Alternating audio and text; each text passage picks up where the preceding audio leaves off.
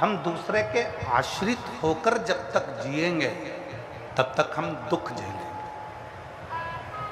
तब तक हमारी जिंदगी में दुख बना रहेगा। और जिस दिन हमने ये सोच लिया कि हम दूसरे के आश्रित नहीं, हम उस परमात्मा के आश्रित हैं और अपने विश्वास पर जी रहे हैं, उस दिन फिर दुख नहीं है, तकलीफ नहीं। दो चीजें होती हैं, एक होता है वरदान, दूसरा होता है आशीर्वाद।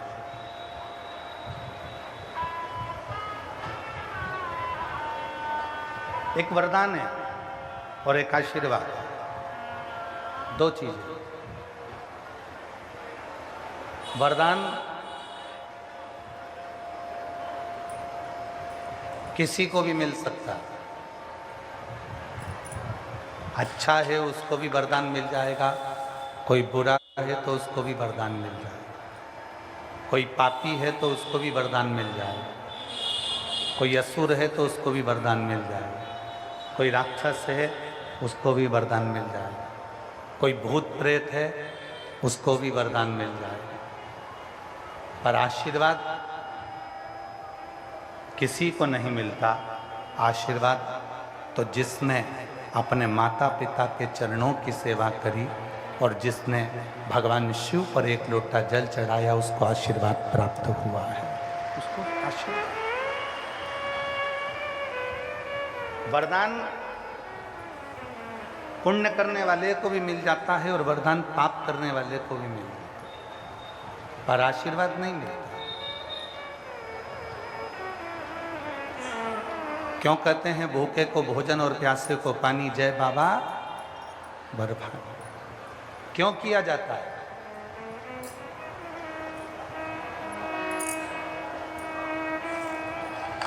क्यों कहते हैं कि भूखे को भोजन प्यासे को पानी, जय बाबा बर्फानी? इसका मतलब क्या है? और ये कोई साधारण शब्द नहीं निकला, ये कोई साधारण शब्द नहीं है। कोई दुनिया का व्यक्ति आपसे पूछे कि भूखे को भोजन और प्यासे को पानी, जय बाबा बर्फानी, और केवल एक माँ है, भगवान शंकर की अर्धांगिनी धर्म पत्नी माता पार्वती, जिनको लोग अन्नपूर्णा भी कहते हैं।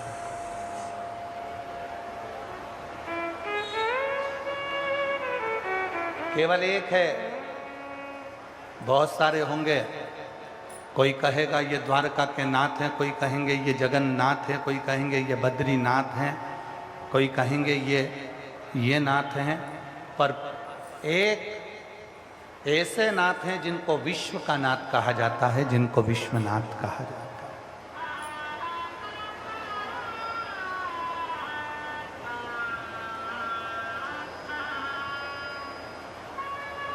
क्यों कहते हैं भूखे को भोजन प्यासे को पानी, जय बाबा बर्फानी? क्यों व्यासपीठ बार बार कहती है कि जितने शिव भक्त आए शिव महापुराण की कथा में, उनके मुख को झूठा करा। अपने साथ पानी की 2 बोतल लेकर चलो, एक खुद के लिए, एक अपनी अड़ोसन पड़ोसन पीछे वाली धड़ोसन के लिए। छाता लेकर चलो, बिछाने का आसन लेकर चलो। क्यों कहती है शिव पुराण की जितने शिव भक्त आपके नगर में आए, जितने शिव भक्त आपके कथा श्रवण करने आए, उनको पानी पिला दो, टॉफी खिला दो, बिस्कुट खिला दो, कुछ भी खिलाओ, पर उनका मुख झूठा जरूर करो। ये केवल सीहोर वाले बाबा का बोला हुआ नहीं है, ये कभी मौका लगे तो भगवान श्री अमरनाथ जी का चरित्र पढ़िएगा, स्कंद पुराण। भगवान शंकर माता पार्वती जी को अमर कथा श्रवण करा।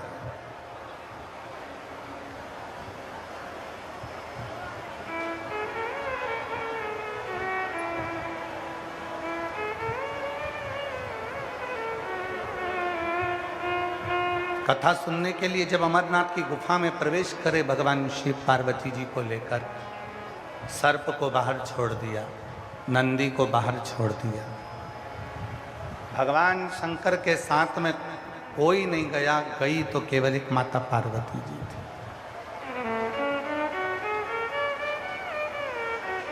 यहां तक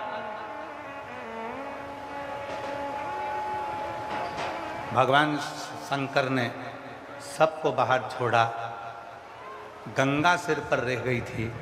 शिव जी ने उसको देखा और बाबा भोलेनाथ ने वो गंगा को भी कुछ देर के लिए दूर छोड़ा और अमर कथा कहना प्रारंभ कर।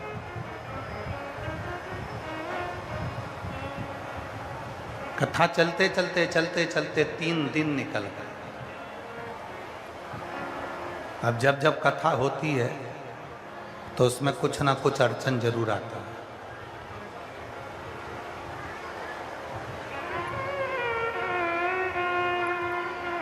कुछ ना कुछ परेशानियां। भगवान शंकर की कथा, श्रीमद् भागवत कथा कराओगे तो कोई तुमको तकलीफ नहीं आएगी, बड़ी प्रेम से कथा हो जाएगी। श्री रामचरितमानस की कथा कराओगे कोई तकलीफ नहीं आएगी, बड़े प्रेम से हो जाएगी। गीता जी कराओगे बड़े प्रेम से हो जाएगी, शांति से हो जाएगी। विष्णु पुराण, नर्मदा पुराण, कूर्म पुराण, नारद पुराण, वराह पुराण, वामन पुराण, ब्रह्म विवर्त पुराण, जितनी पुराण कराओगे बड़ी शांति से हो जाएगी। पर एक कथा, और वो कथा है शिव महापुराण की कथा। ये साधारणता से नहीं होती।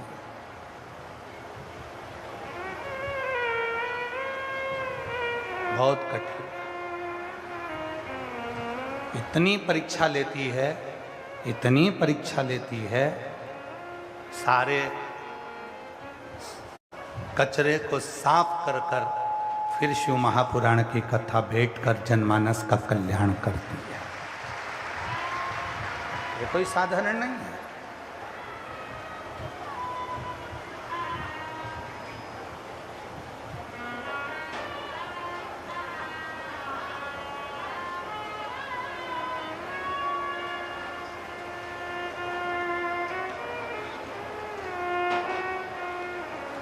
इसको पहचानो। 3 दिन हो गए और 3 दिन तक भगवान शिव और माता पार्वती जी अमरनाथ की गुफा में बैठे बैठे 3 दिन तक अमर कथा चलती रही। अमर कथा।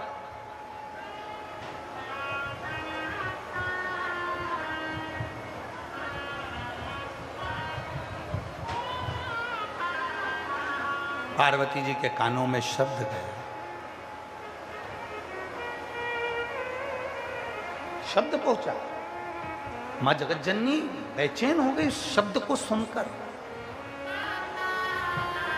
बाबा बाबा सब कहे, माता कहे ना कोई। एक बार जो माता कहे, सब मनोरथ पूर्ण होई। अभी तक जितने पुकार रहे थे बाबा बाबा बाबा बाबा बाबा बाबा कहकर पुकार रहे थे, और अब शब्द माता के कानों में पड़ गया। माँ दुर्गा भवानी जगत जननी, माँ आद्य शक्ति, माँ अम्बा जगदम्बा, माँ वैष्णव रानी, माँ जगत जननी ज्वाला देवी के कानों में पड़ गया। माँ चामुंडा कुष्मांडा स्कंदा के कानों में पड़ गया। शब्द कानों में गया। पार्वती जी बेचैन, मां जगतजननी जगदम्बा अम्बा दुर्गा भवानी बेचैन। पर बाबा तो जगतजननी के कानों में शब्द पहुंच गया और मां जगदम्बा के कानों में शब्द पहुंच गया।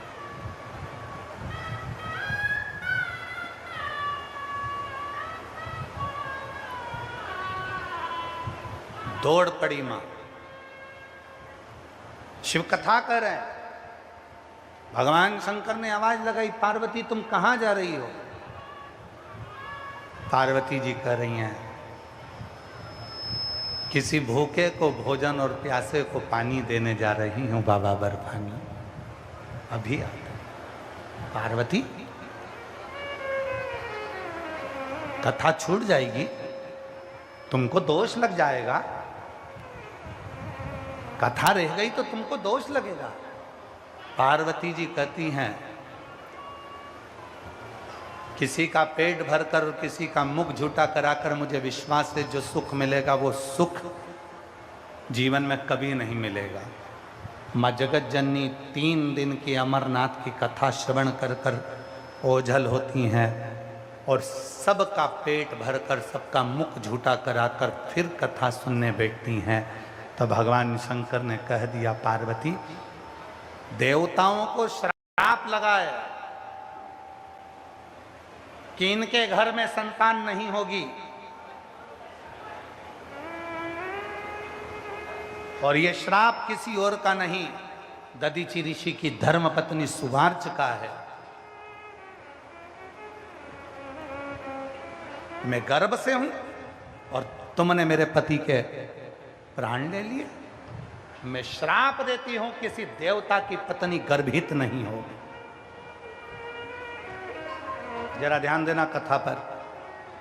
अधिक मास के पवित्र अवसर पर, पुरुषोत्तम मास के पवित्र अवसर पर गरुड़ा की पवित्र भूमि अनाज मंडी में यह कथा प्रारंभ हुई है। हरियाणा के करनाल में पार्वती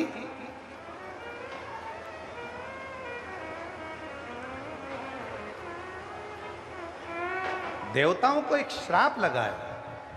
वो दधीचि ऋषि की धर्मपत्नी सुवार्च का श्राप लगा है कि मैं गर्भ से हूं और मेरे पति के प्राण ले लिए गए। मैं श्राप देती हूं किसी भी देवता की धर्मपत्नी कभी गर्भित नहीं होगी, उसको औलाद नहीं होगी।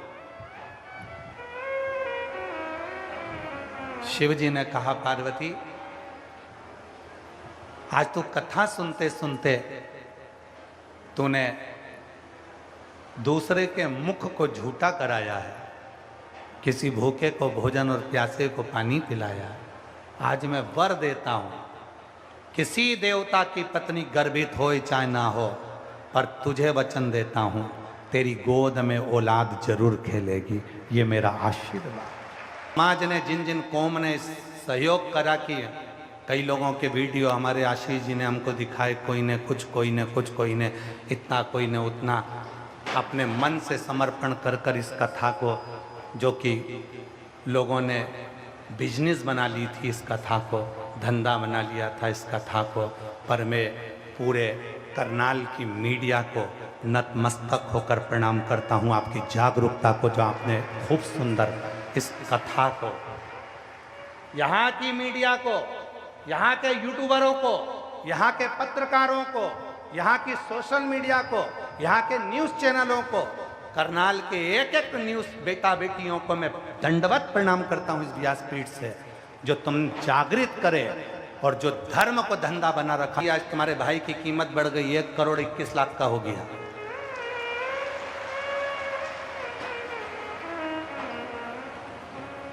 अब तुम भी शान से कह सकती हो मेरा भैया करोड़ों का है, सीहोर वाला बाबा। कोई ने कहा 71 लाख का हो गया, कोई ने कहा 61 लाख का हो गया, कोई ने कह दिया 1,21,00,000 का हो गया, कोई ने कह दिया इतने लाख का हो गया। तो मैं खुशी होना चाहिए। अभी हम आए कल तो किसी ने कहा गुरुजी आपके लिए इतना इतना कहा, लोगों ने, आपको बुरा नहीं लगा? हमने उनसे कहा भैया एक बात सुनो, नमक पूरे शरीर पर लगाओ, पर शरीर पर वो नमक जलन नहीं करता। जलन कब करेगा? जब वहाँ कट लगा होगा, कटा होगा, नमक लगाओगे तो जलेगा। हमें जब कट ही नहीं लगा तो जलने वाली बात क्या है? जिसको कट लगा होगा जलेगा, उसको कोई 1,21,00,000 बोल दे, कोई 50 करोड़ बोल दे, कोई 25 करोड़ बोल दे, कोई 70 लाख बोल दे, कोई 90 लाख बोल दे, उससे बोलने से होगा क्या? मेरा बाबा कुबेरेश्वर महादेव है, जब वो तुमको दे सकता है तो क्या सीहोर वाले बाबा को नहीं दे सकता? विचार करिएगा जरा। मैं पूरी मीडिया को दंडवत प्रणाम करता हूं, और पूरी मीडिया को आज तक किसी कथा में हम किसी मीडिया से नहीं मिले, क्योंकि हमारे पास में हम 4 दिन तक नहीं मिलते, पर इस पंडाल में हम कर जाते हैं। करनाल की पूरी मीडिया से एक दिन जरूर मिलूंगा, जिन्होंने इतना सुंदर इस कथा को संभाला। अधर्म का नाश कर कर धर्म की स्थापना करी, असत्य को नीचे झुकाकर सत्य को आगे करा, और पूरी 36 कौम के जितने जितने अधिकारी गण हैं 36 कौम के, हम मिलते नहीं हैं, और इस कथा को पहली बार अपने 30 साल के इतिहास को तोड़ेंगे और पूरी 36 कौम के अधिकारियों से भी मिलेंगे जिन्होंने इस कथा को हथेली पर झेला।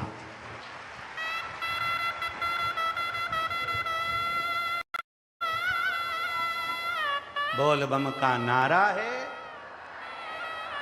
ये करनाल है, दानवीर कर्ण की भूमि, ये हरियाणा है। वे हरियाणा प्रदेश जब पूरे विश्व को वो अन्न पैदा कर कर हरियाणा का किसान खिला सकता है पूरे भारत को, तो क्या शिव भक्तों को नहीं खिला सकता था? एक एक मंडी के व्यापारियों को मैं नमन करता हूं, जिन्होंने मंडी के व्यापारियों ने इस कथा को संभाला है। पूरे मंडी का एक एक व्यापारी, चाहे छोटा हो बड़ा हो, उसको नमन है हमारी तरफ से। संभाल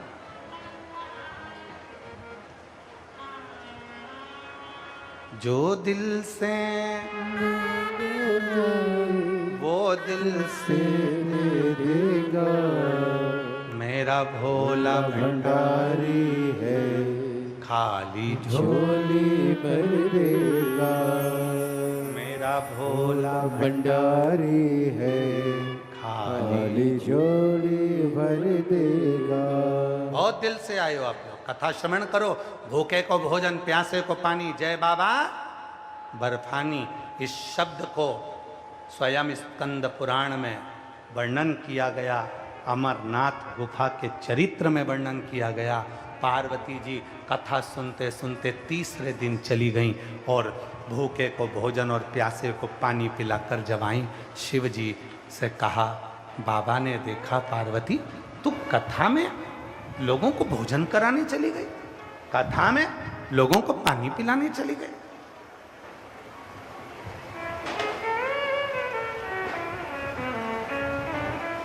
होती है, बहुत कथा चलती है। कोई कथा को कैसे सुनना चाहिए, तुम्हारा मन पड़े वैसे सुनना चाहिए। कोई कहा एक समय फलहार कर कर कथा सुने क्या, हमने कहा तुम्हारी मर्जी। तेरे डमरू, वो भक्ति चाहिए, वो भक्ति। आज दिखा दिया करनाल ने कि यह दानवीर कर्ण की भूमि है। आज दिखा दिया करनाल ने, आज दिखा दिया घरुंडा ने कि ये वो कर्ण की भूमि है, दानवीर कर्ण की। वो कर्ण जो साधारण नहीं था, और अर्जुन को एक बार अहंकार आ गया था और अर्जुन ने कहा मेरे बराबर कोई दान नहीं कर सकता। भगवान कृष्ण ने एक सोने का पहाड़ बना दिया।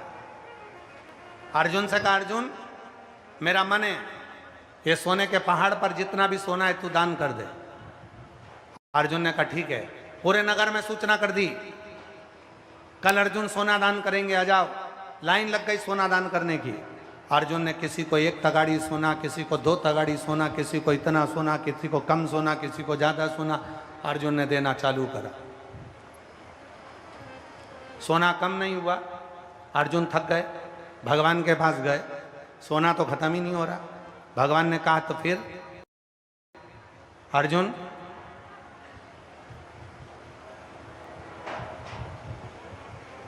तुम दान नहीं कर सकते? अर्जुन ने कहा जी समझ में नहीं आ रहा किसको कितना देना है, किसी को मैं ज्यादा देता हूं, किसी को कम दे देता हूं, मेरे समझ में नहीं आ रहा किसको कितना देना है। भगवान ने कहा तू रहने दे, मेरा कर्ण को बुलाता हूं। राजा कर्ण को बुलाया। भगवान ने कहा ये सोने का पर्वत है, दान करना है। राजा कर्ण ने सूचना करवाई पूरे नगर में, आ जाओ कल सोना दान किया जाएगा। सब आ गए। राजा कर्ण ने हाथ जोड़कर कहा ये सोने का पहाड़ द्वारकाधीश का, ये सोने का पहाड़ भगवान कृष्ण का, ये सोने का पहाड़ भगवान भोलेनाथ का, और तुम भी भगवान भोलेनाथ के, जिसको जितना लगे उठा के ले जाओ। हरिहर महादेव। राजा कर्ण ने तगाड़ी भरकर सोना नहीं दिया, हाथ उठाकर सोना नहीं दिया, किसी को ज्यादा किसी को कम नहीं दिया, तुम्हारी मर्जी पड़े उतना ले जाओ। भगवान कृष्ण ने कर्ण को बुलाया, हे कर्ण, पूरा सोने का पहाड़ छोड़कर आ गया। कर्ण ने कहा जो मेरा था ही नहीं, तो उसका दान करने का हक मेरा कैसे? तुम्हारा था इसलिए छोड़कर आ गया, जिसको जितनी मर्जी पड़ेगी ले जाएगा। द्वारकाधीश ने कहा, रे कर्ण, तेरे बराबर दानवीर दुनिया में कभी नहीं हो सकता।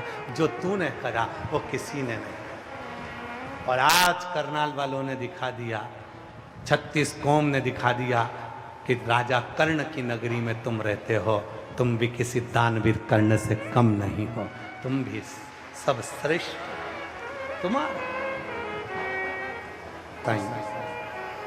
शिव जी ने उनको आशीर्वाद दे दिया, संतान औलाद आशीर्वाद।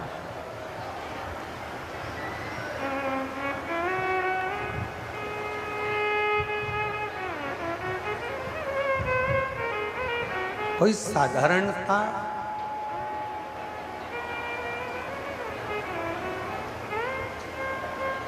नहीं है आपके पास, ढेर सारा धन,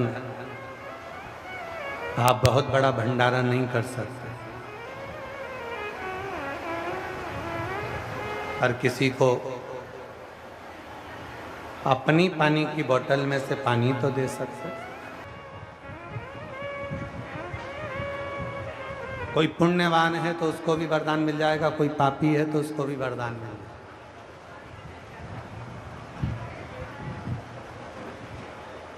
कोई अच्छा है उसको भी वरदान मिल जाएगा, और कोई गलत है तो उसको भी वरदान मिल जाएगा। लंका के राजा रावण को भी वरदान मिल गया, हिरण्यकशिपु को भी वरदान मिल गया।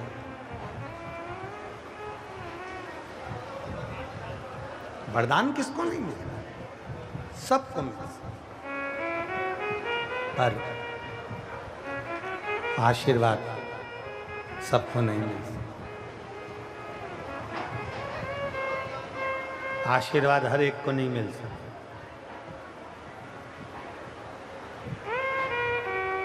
आशीर्वाद केवल मिलेगा उसी को जिसके हृदय में शिव भक्ति हो।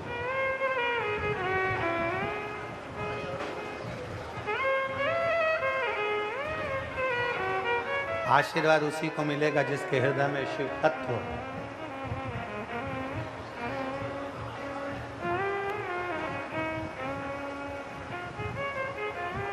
शिव महापुराण की कथा कहती है, पुरुषोत्तम मास चालू हुआ है, अधिक मास चालू हुआ है। 5 चीजें अधिक मास के महीने में शिव जी के लिए आप करिए।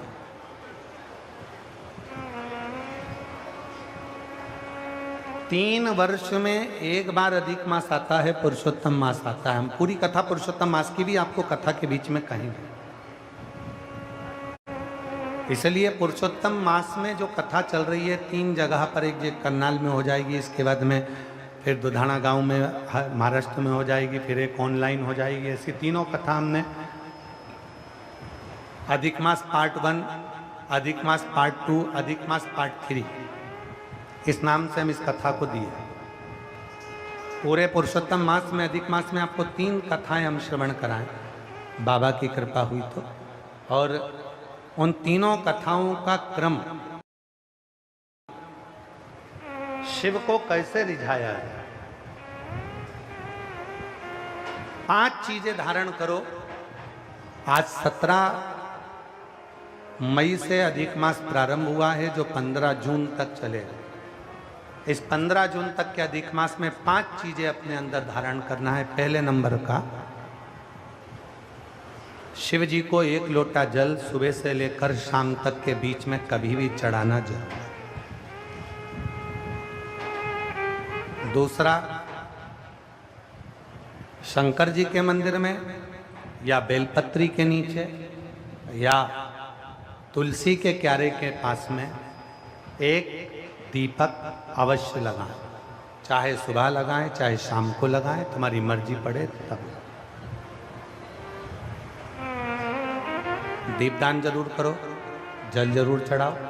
तीसरा, एक बेलपत्री को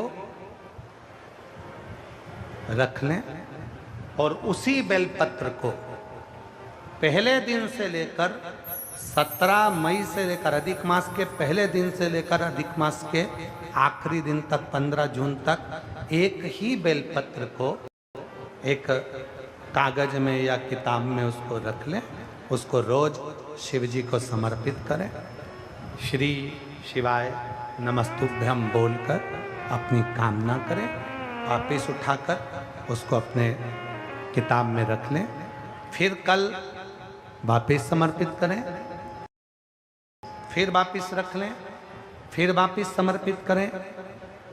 1 महीना अधिक मास का, पुरुषोत्तम मास का यदि एक ही बेलपत्र को सर्वत्र चढ़ाया जाए, उसी बेलपत्र को बारंबार समर्पित करा जाए और उस बेलपत्र को अधिक मास पूर्ण होने के बाद फिर उसको जो आप मालपुआ दान करते हैं उस मालपुए के साथ अगर दान कर दें तो जिंदगी में कभी किसी के दरवाजे पर हाथ नहीं फैलाना पड़ेगा। भगवान इतनी बरकत आपको प्रदान करे, इतनी बरकत दे। एक बेलपत्र, वही बेलपत्र पहले दिन से चालू होती है। किसी भी शिवलिंग पर, चाहे पार्थिव पर चढ़ा लो, आप चाहे तो अपने, हम गुरुजी हम वहां पर नहीं है, हम कथा में रहते हैं, हम कथा सुनने जाते हैं, तो हम कहाँ चढ़ाएं? एक कंकर उठाओ, पार्थिव पे चढ़ाओ, पेड़ के नीचे पार्थिव बनाया, उसी पे चढ़ा के रख ली, फिर उसी को बेलपत्र को, उसी बेलपत्र को बारंबार पूरे अधिक मास के महीने में 1 महीने तक उसी बेलपत्र को चढ़ाना है, उसी को रखना है। फिर आखिरी दिन जो अधिक मास पूर्ण होगा उस दिन उस बेलपत्र को मालपुए पे रखकर शिव जी को चढ़ाकर लेके आना पहले, फिर मालपुए पे रखना और उसको रखकर फिर भगवान उस मालपुए को तुम दान। मालपुआ दान नहीं कर सकते तो तुम बतासे दान कर दो, पर मीठे के साथ उस बेलपत्र को दान किया जाए। बतासा है, मिठाई है, कोई 33 कोई भी सामग्री 33 जो मीठी हो वो रखकर आप दे सकते। कभी किसी के दरवाजे पर कितनी भी मुसीबत आ जाए, कितना भी दुख आ जाए, कितनी भी तकलीफ आ जाए, कितना भी कष्ट आ जाए, कितना भी कष्ट आ जाए, आपको किसी के आगे हाथ नहीं फैलाना पड़ेंगे। लक्ष्मी की व्यवस्था स्वयं मेरा कुबेरेश्वर महादेव, मेरा महाकाल राजा, मेरा विश्वनाथ स्वयं एक बेल पर वही चल रही। 5 चीजें करना है आपको। पहले नंबर पर जम के बोलो जल, दूसरे नंबर पर दीप, तीसरे नंबर पर बेलपत्र, चौथे नंबर पर भगवान शंकर के मंदिर में नंदी के दोनों सींगों के बीच में से शिव के शिवलिंग का दर्शन।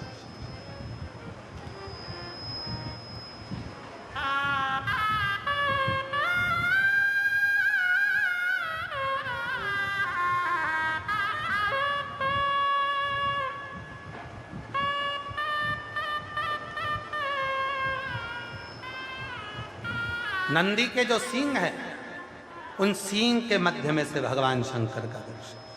क्यों? किस लिए?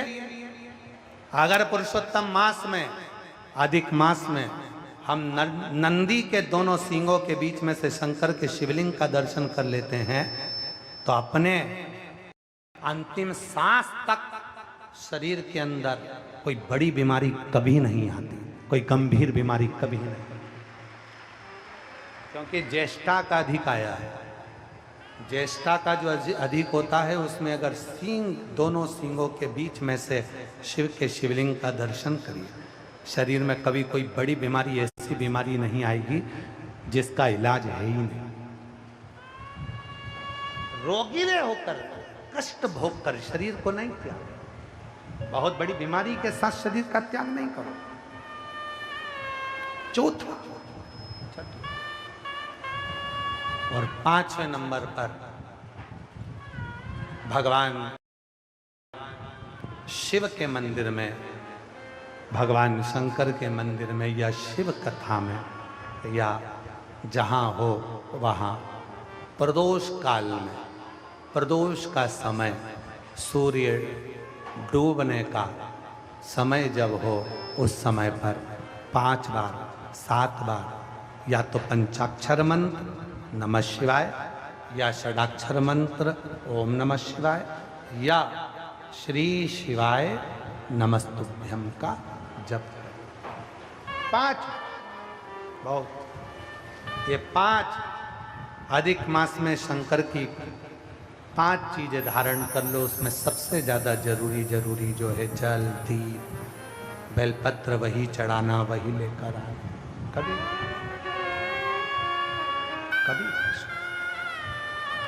हाँ, यदि घर के बच्चे ज़्यादा बीमार रह रहे हैं, उनको सांस की प्रॉब्लम हो रही है, सर्दी खत्म नहीं हो रही, निमोनिया हो रहा है, बार बार उनको कफ जम रहा है, तकलीफ हो रही है, तो पीपल का छोटे से छोटा पत्ता लीजिए और एक बेलपत्री का पत्ता लेकर दोनों पत्र को अधिक मास की 7वीं के दिन शिव जी को समर्पित कर दीजिए। पिपलेश्वर महादेव का नाम लेकर उसको समर्पित करिए। उन दोनों को उठाकर लेकर आ जाओ। उन दोनों को जहाँ बच्चा रहता है उस घर में किसी भी स्थान पर उसको रख दीजिए। उसकी जो कफ जमना है, जो निमोनिया है, वो धीरे धीरे समाप्त होना प्रारंभ हो जाता है। 7वीं तिथि अधिक मास, इसके सिवाय नहीं होगा। वो अधिक मास के सिवा वो हो ही नहीं सकता। केवल अधिक मास, अधिक मास की 7वीं तिथि को पीपल का पत्ता, छोटा ही बेलपत्र का पत्ता समर्पित किया। नाम लेना है पिपलेश्वर महादेव। क्या नाम है? जम के बोलिए जरा, पिपलेश्वर महादेव। हमने पहले भी कथा में कहा, एक है कुंदकेश्वर महादेव, जो दवाई नहीं लगती, कुंदकेश्वर का नाम का स्मरण करो। कफ शरीर में, निमोनिया, सर्दी, इसको समाप्त करने के लिए पिपलेश्वर।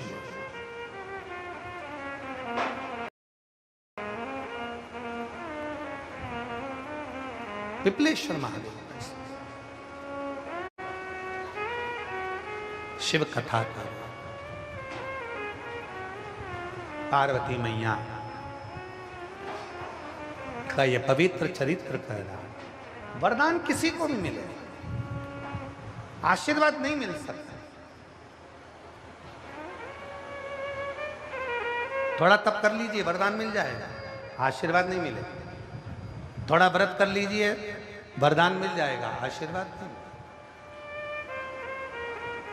आशीर्वाद पाना है तो शिव की शरणागति, घर में माता पिता की शरणागति, घर के बुजुर्ग की शरणागति करना।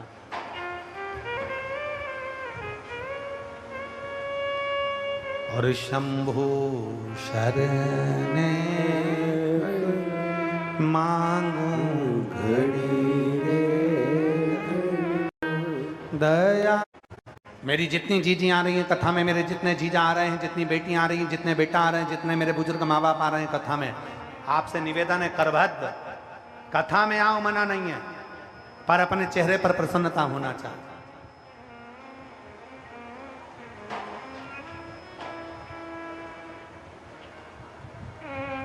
कथा में आना, ये सोचकर मत आना कि मैं को आगे बैठने को मिलेगा। कथा में आना तो ये सोचकर मत आना कि मैं आगे बैठूंगा, मेरी उससे पहचान, मेरी उससे पहचान, मेरी उससे पहचान, मेरी उससे पहचान। ना ना ना, शिव के होकर आओ कि मेरा बाबा मुझे जहां बिठाएगा वहां बैठूंगी, और मेरा बाबा जो मेरी झोली में डाल देगा मैं उसको लेकर चली जाऊंगी। बस तो कथा, तो कथा। फिर अपने घर को, जिसको जल्दी हो घर जाने की वो कथा में बिल्कुल ना आए। जिसको मन है कथा में कि 1 बजे से 4 बजे तक कथा सुनूंगा, 4 बजे के बाद मेरे को जाना है आरती कर कर, वो कथा में बैठे। जिसको जल्दी है वो अपने घर पर सुने, मोबाइल पर सुने, टीवी पर सुने। और भीड़ बढ़ाने के लिए बिल्कुल कथा में मत आना, भीड़ की जरूरत नहीं। भाव बढ़ाने के लिए कथा में आना कि मेरा बाबा है, दिल से कहूंगी, अधिक मास में मेरे गांव में आया है, बोलूंगी, और मेरा बाप, मेरा बाबा, मेरा कुबरेश्वर महादेव मेरे दिल की कामना पूर्ण करेगा। तो कथा में आकर बैठना, वरना घर पर अच्छे। क्यों? आशीर्वाद चाहिए, हमें वर नहीं चाहिए, हमें वरदान नहीं, हमें आशीर्वाद की जरूरत है।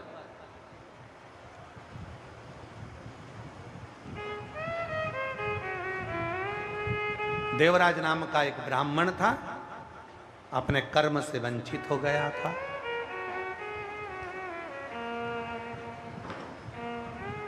कर्म से वंचित हुआ,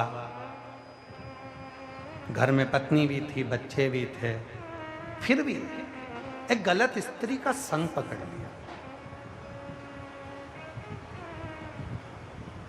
एक गलत स्त्री का संग व्यक्ति को बर्बाद कर दे। एक गलत नारी का संग व्यक्ति को पूरा बर्बाद कर कर छोड़ दे।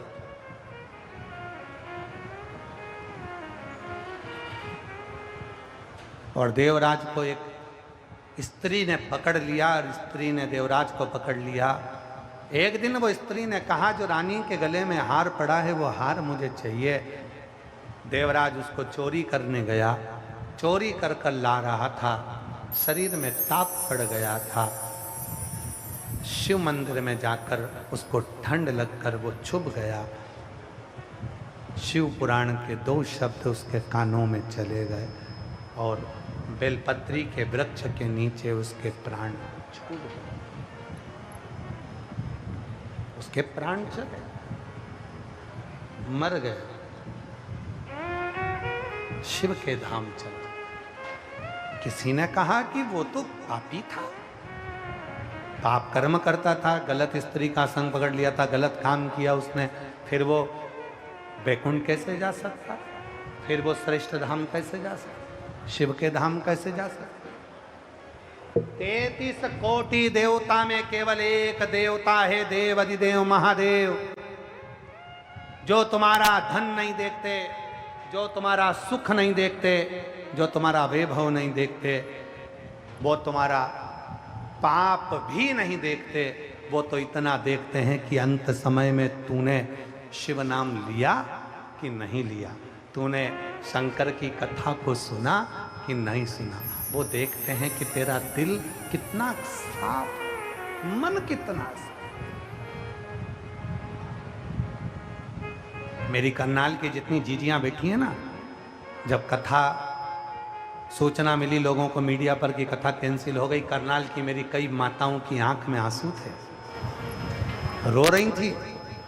उनके पतियों से पूछो, उनका चेहरा उतर गया था, भोजन तक नहीं किया कई मेरी जीजियों ने। कई जीजियों ने भोजन नहीं करा करनाल की।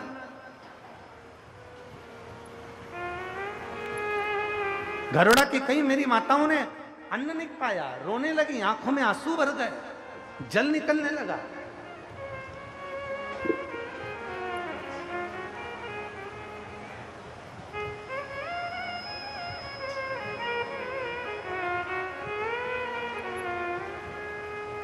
मेरी जीजियों, मेरे जीजाओं, मेरी बेटियों, मेरे बेटाओं, मेरे बुजुर्ग माँ बाप, सत्य मायने में एक बात कहें, करनाल में अगर ये कथा कैंसिल होने के बाद भी अगर वापिस से हो रही है, तो इसमें तुम्हारा विश्वास और तुम्हारा एक लोटा जल, बाबा के ऊपर तुम्हारा भरोसा, तुम्हारी दृढ़, जो ये 36 कौम एकाग्रित होकर इस कथा को करवा रही है।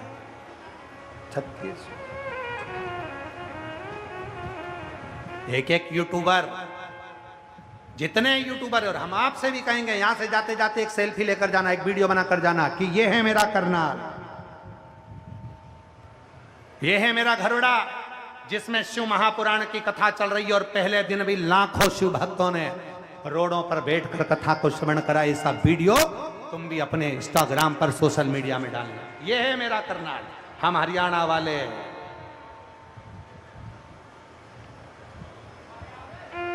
ये वो भूमि है जो साधारण नहीं है। यहाँ तप, साधना, भजन, कीर्तन, स्मरण बढ़ता गया, बढ़ता गया। देवराज एक स्त्री के चक्कर में वो स्त्री का चक्कर ऐसा पड़ा देवराज को कि अंतिम समय उसका सुस्त्री ने धन मांगा, शिव मंदिर में गया, प्राणों को त्यागा। शिव एक बिंदुक नाम का ब्राह्मण था जिसकी पत्नी का नाम चंचुला था। बिंदुक था ब्राह्मण पर कर्म नहीं कर पाया वो ब्राह्मण का। सबको अपना अपना कर्म करना चाहिए, थोड़ा नहीं तो ज्यादा नहीं तो थोड़ा करना चाहिए, पर करो।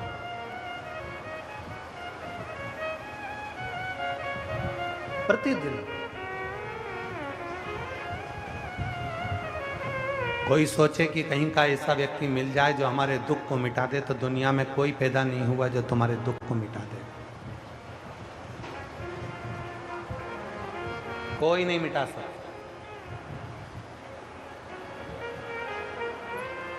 अपने दुख को अपने को खुद मिटाना है, अपनी मेहनत अपने को करना। दुनिया में ऐसी कोई कुर्सी नहीं बनी जिस कुर्सी पर तुम नहीं बैठ सकते। दुनिया में ऐसा कोई पद नहीं बना जिस पद पर तुम नहीं बैठ सकते। दुनिया में ऐसा कोई पद नहीं बना जिस पद पर तुम नहीं बैठ सकते। बस अपनी मेहनत, अपनी लगन और अपना कर्म बहुत जागरूकता के साथ करना पड़े, रात दिन एक करना पड़े, तब तुम अपनी मंजिल तक पहुंच सकते हो।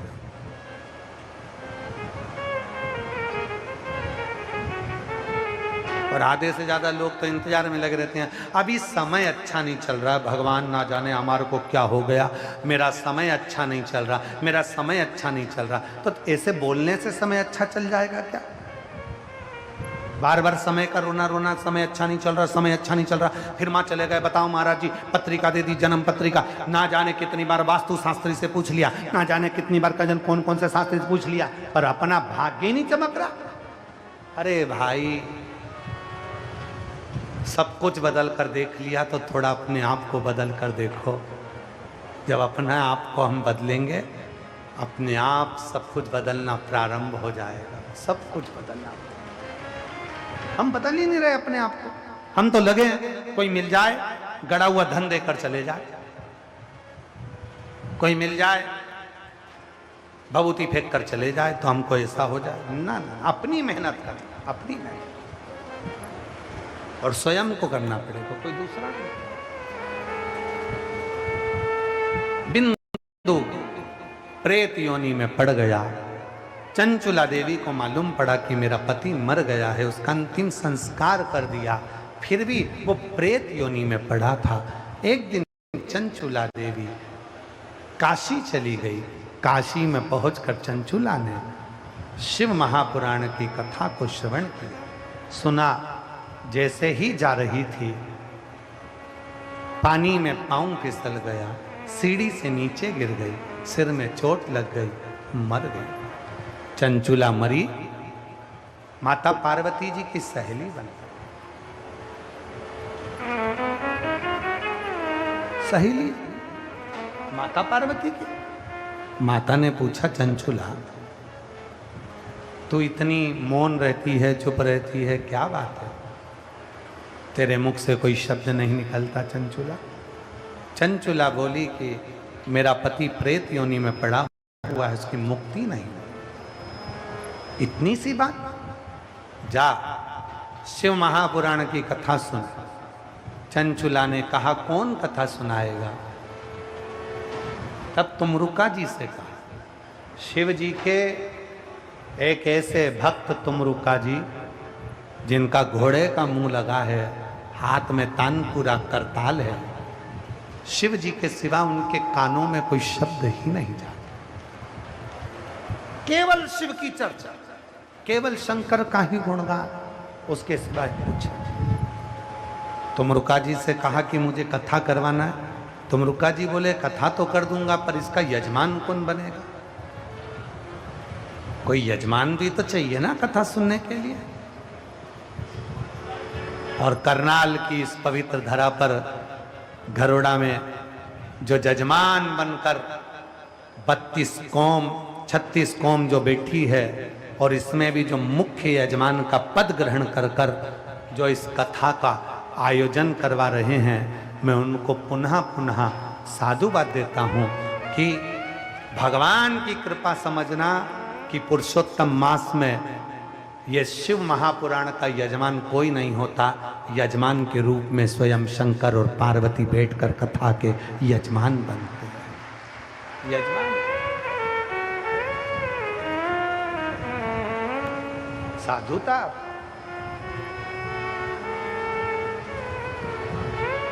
कथा सुनी, चंचुला देवी के लिए स्वयं शिव और पार्वती यजमान बन गए। ईसर गोरा बनकर, गणा गोर बनकर, सिर पे फिटा बांधकर, दुल्हन सा श्रृंगार कर कर भगवान शिव और पार्वती यजमान बनकर कथा सुनने के लिए चले और कथा श्रवण कर रहे हैं। ईसर जी, गोरा जी आ रहे हैं।